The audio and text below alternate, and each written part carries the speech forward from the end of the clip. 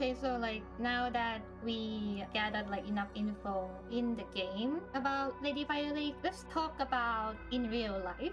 The clearest design she has is actually in her crying animation, which is based on The Weeping Woman by Pablo Picasso, one of his most famous piece of his lover, Dora Maar. Dora Maar Henriette Theodora Markovich. As you may know, like many of Picasso's lovers, she was also a victim of his abuse. Yes.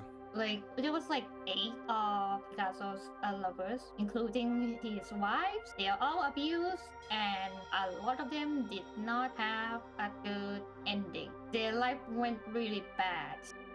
So basically, Blue Park made Lady Violet a cubist painting based on Picasso's most famous work, and they want to talk about, the concept that I put in, what's in the painting. Not just Pablo Picasso, but the women he abused. Not just Dora Maar, but all of his victims, his muses, and make her a character. And before you start thinking it's rather distasteful to make a gacha character from abuse victims, I want you to stop that thought, and hear me out. DP wrote this character, his tortured soul, to tell you what they want to talk about. And I ask you this: when the writer was given the power to write an ending, what ending did the writer want to give Lady by the Lake? A character based on all the women who were abused by Picasso? The answer is a happy ending. The writer wanted to write a happy ending. They want her to be safe. They want people to hear her cry for help. They want her to be surrounded by friends. And that is the ending the writer wrote for Lady Violet. Like in the end, she was saved.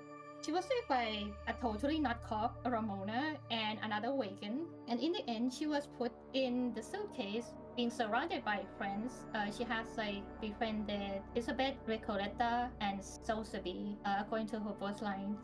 And I want you to think like this is more than just, referencing abuse victims by making her into a character.